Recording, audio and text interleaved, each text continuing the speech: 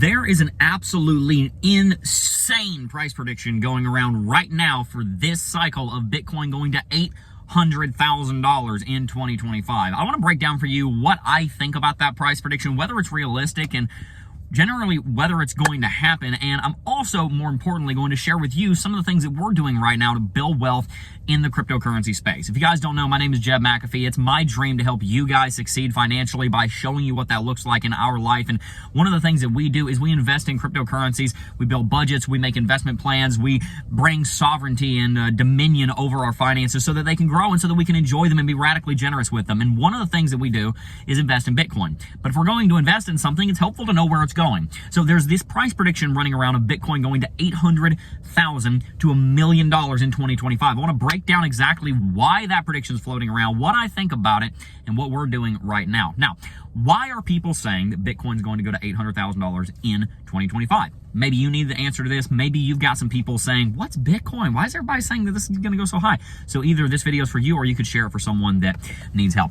Let's back up. What is Bitcoin? Bitcoin was founded by a man, a woman, or a group of people we don't know named Satoshi Nakamoto, who is now the 15th most wealthy person on planet Earth, worth over $100 billion because Satoshi Nakamoto holds 1 million Bitcoin, about 5% of total supply, and nobody knows who they are, and they have not moved the Bitcoin in well over 10 years because Satoshi Nakamoto at this point is, to be honest with you, probably dead.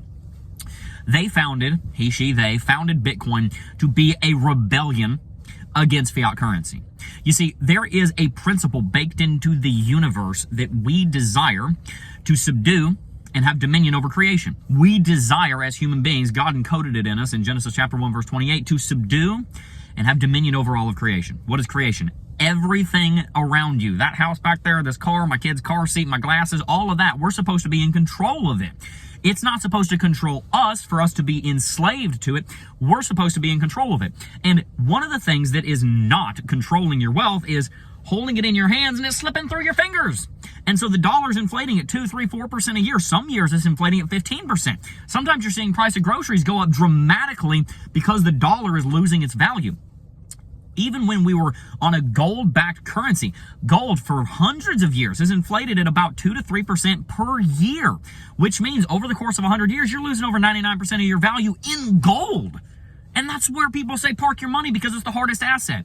This is a problem that technology needed to step in and fix. And Satoshi Nakamoto realized if we can build a blockchain-based decentralized ledger that is completely unhackable, and we make sure that we encode in that unhackable, unchangeable network a certain framework for the supply, then we can govern supply and demand economics in a way that has never been done before.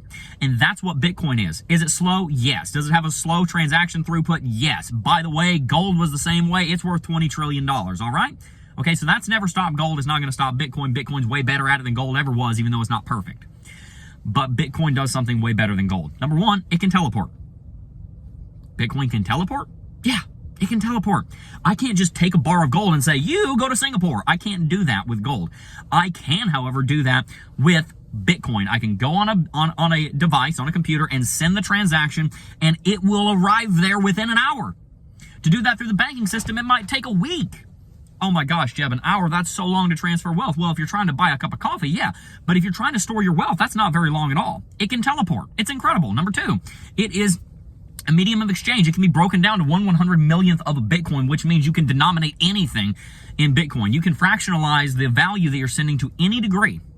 Number three, it is hard money. It does not lose its value over time as a result of inflation. These are the principles of a hard currency. A hard currency is a currency that is a medium of exchange. You can do economics with it. You can buy and sell goods in it. It is a store of value, which means it holds its wealth extremely well, better than anything else. And it's actually usable, right? You can actually send it places. It's actually practical to use it. So Bitcoin is the only asset that has been mass adopted in the history of mankind that does not inflate over time, like at all. I mean, there's a little bit of supply increase, but it's very, very minimal. And the amount of Bitcoin being lost due to wallets being destroyed every year is likely higher than the current 3.125 Bitcoin inflation rate per 10 minute that we're watching right now. So Bitcoin most likely is at this point actually deflationary, while being worth $2 trillion. Not something that gold can say. So where are the $800,000 price predictions coming from? Well, quite simply, the world over has started to realize the value of a currency that does not lose value over time when everything else loses value over time. Right? Even real estate. You say, well, yeah, real estate doesn't lose value over time. It's only gone down a couple of times in the last couple hundred years in the first world, right? If there's not a war, it doesn't really go down in value. Well, number one, if there's not a war, that can always change. Number two, what happens if the interest moves, right? Moves to the other side of the tracks, right? All of a sudden, your property is not increasing in value in that one specific area. That whole county might be going up, but your home might not be. Number three, that home is going to get destroyed eventually. It's a physical asset. Number four, the reason that property values are going up is because the value of the dollar is going down. When you put money into real estate, if you take care of the real estate, generally you're outpacing the devaluation of the dollar, but sometimes you're just kind of keeping pace with it. Bitcoin is doing none of those things. It's a radically different way to store value than we've ever seen before. And again, if you understand this, great. Share it with someone who doesn't. This is the good news of Bitcoin, if you will. The $800,000 price predictions in 2025 make sense. Jeb, what? They make sense? Haven't you done the math? Wouldn't that be a $16 trillion Bitcoin? That's an 8x. Where are you going to get $14 trillion from in a year, Jeb? Well, let's just focus on a couple of points. Number one, we, for the first time, have a pro-cryptocurrency president in office. Biden was not pro-cryptocurrency. He might have said this and that, but he really didn't move on crypto. And when he did, and the people under him did, they were moving against crypto, not for it. There were some rebels in Congress pushing things through, but in general, the administration was very anti-cryptocurrency. That's changing. We've got David Sachs coming in, AI and cryptocurrency czar under President Trump. We've got Elon Musk, who is a known proponent of Bitcoin, going to be running the Department of Government Efficiency. We've got Paul Atkins, a pro-cryptocurrency advocate, going to be the chairman of the Securities and Exchange Commission. SEC just went from being anti-crypto to being positive towards crypto. Massive revelation there. Russian President Vladimir Putin just said about a month ago, who can stop Bitcoin? Nobody, right? We've got a deputy general over in Russia that's putting forward a bill, not a deputy general, I'm sorry, a deputy putting forward a bill to create a national strategic reserve for Russia. We just had the EU shut down a CBDC bill, and now they're talking about having a Bitcoin national reserve, right? The entire world is moving in a more libertarian, small government direction as it relates to economics, because the entire world right now is realizing, wait a second, Donald Trump meant it when he said he's going to create a strategic national reserve, and he said, yeah, I think we're going to do that. And everybody else is following suit. El Salvador started it. Trump is continuing it. Everybody else is following. And when you start to see nation states gobbling up hundreds of thousands of Bitcoin every year, the supply is going to vanish because the governments are holding all of it. And the demand is going to skyrocket because if the United States government puts their seal of approval on it, which is going to happen January 20th, probably day one, you're getting an executive order for a national reserve for Bitcoin. If not, within the first 100 days, something like that's going to happen. When you get the U.S. government stamp of approval, everybody all of a sudden can shut up that says Bitcoin is not a legitimate asset. You can just finally be quiet. You're wrong. Accept it. I'm looking at Peter Schiff and the other people that don't want to get it through their head that Bitcoin is here to stay. I love you. Close your mouth. You're looking foolish. It's here to stay. Okay, I don't want to be overly rude, but stop it. All right, it's coming. So the supply is going to be just gone because the governments are going to buy half of it, which is why I want you to buy it now so that we can keep as much of it out of the government's hands as possible, because I want it to say the currency for the people.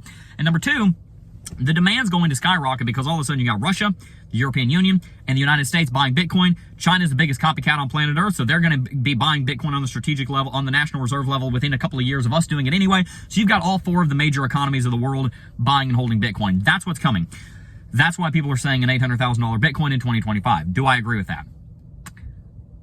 Honestly, it's nuts. It's insane. $14 trillion of value coming into Bitcoin in a year does not sound possible to me, which is why I'm not predicting an $800,000 Bitcoin next year. I do think you could see a $500,000 to $1 million Bitcoin by the end of the decade, and our official prediction is within 12 to 14 years, Bitcoin will surpass the market capitalization of gold, which means it will go to about a $20 trillion valuation, which means it'll be trading at about $1 million within 12 years. That's our official price prediction. Can I see it going to 800K this cycle? Probably not. I think this cycle we're looking at 200 to 400K tops, because it's very difficult to add $14 trillion of value into any market that quickly. You're just dealing with a percentage of the global economy at that point in time. But $800,000 Bitcoin is coming. And so that's kind of where that prediction comes from. Like I said, that's the first thing. Second thing, do I think that's going to happen? Not quite. I don't know that we're going to go to 800K this cycle. But the third thing, what are we doing? We just put a massive lump sum of investment into Bitcoin yesterday on top of our daily acquisition of Bitcoin, because I do believe with 100% of my being that Bitcoin is going to be trading at $800,000 at some point in the near-term future, possibly by the end of the decade, especially if this 2024 to 2028 presidency is as bullish on crypto as we think it will be. And if that happens, by the end of Donald Trump's term, we might be trading at $800,000. That whole $1 million within the next 12 years thing by 2036, right? That could be too far off in the future. That could be too conservative. We could be at $3 million by 2040. Totally could happen.